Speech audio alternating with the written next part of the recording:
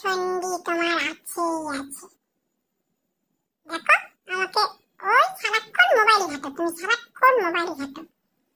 মাকে বলে দেবো না, মা তোমাকে এক্ষুনি বকবে। দেখো না দিদির মনে দুঃখ হয়েছে, তুমি দিদিকে একটু ঘুরতে নিয়ে যাওনি বলে।